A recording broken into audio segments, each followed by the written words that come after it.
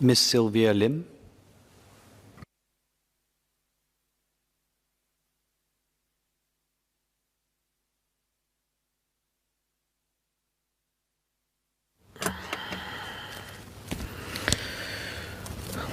Mr. Deputy Speaker, I would like to seek some clarifications on the bill, and these clarifications pertain to three areas. First, the delegation of powers to civilian officers.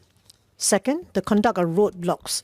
And third, the new powers to be given to commercial affairs officers and special police officers.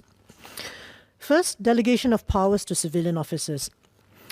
Under the existing Act, the powers of the Commissioner of Police, CP, may be delegated by him to a police officer not below the rank of superintendent.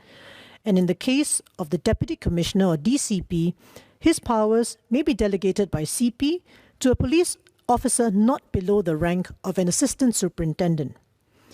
So Clause 5 of this bill will change the position to enable such powers of the CP or DCP to be delegated to non-police personnel who are performing duties in the police force not below a prescribed grade. In the Ministry's media release on the bill on 5th July, it was clarified that this provision would allow the delegation of CP's or DCP's powers to civilian officers in leadership positions within the SPF. I'm somewhat concerned about what this change will entail. For instance, is it envisaged that the command of the force at the highest levels could conceivably be delegated to civilian officers from time to time? If this is so, I wonder how well this will go down amongst uniformed officers. So, we assume that police training is a critical prerequisite for the exercise of police powers, let alone for commanding those who exercise such powers. Further, developing police leadership skills is a specialized field that in recent years has been spearheaded by the Police Psychological Services Division. The assessments require potential police leaders to be put through simulations of incident management at the front line, and officers are also continually developed for police leadership.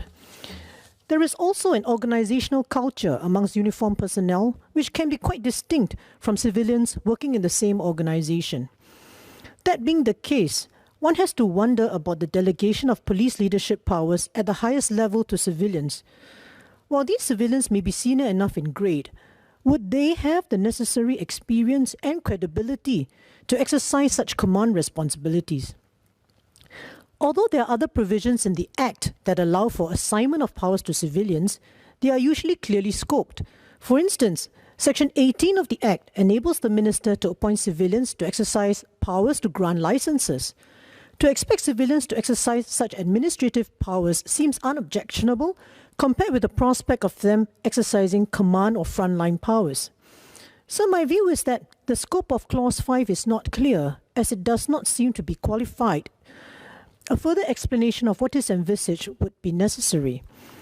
Earlier in the second reading speech, the Minister of State did reiterate or confirm that there would be certain powers of the CP that would be non-delegable. Where are we to find this list for clarification? Next, conduct of roadblocks.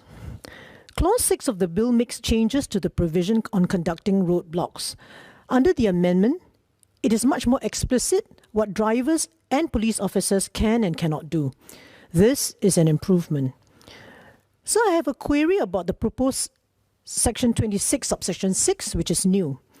This subsection will make it an offence for pedestrians travelling in the direction of a roadblock to cross the barrier and subjects pedestrians to the officer's instructions as well.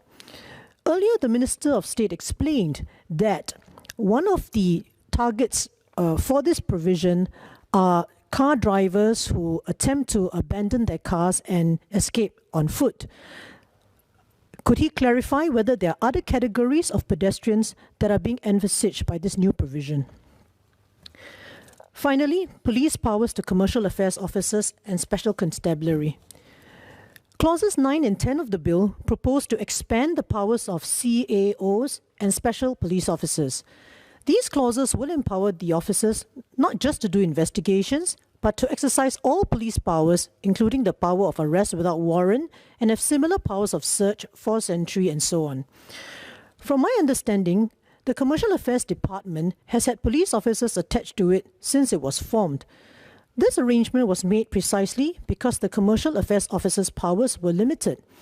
When it was time to do raids, the police officers attached to CAD would accompany the investigators in charge to exercise their full powers.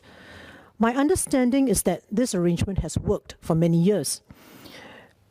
Sir, may I ask, what has motivated the change to give CAOs and special police officers full police powers now? Is it due to some manpower shortage issue or some other operational reason? Thank you.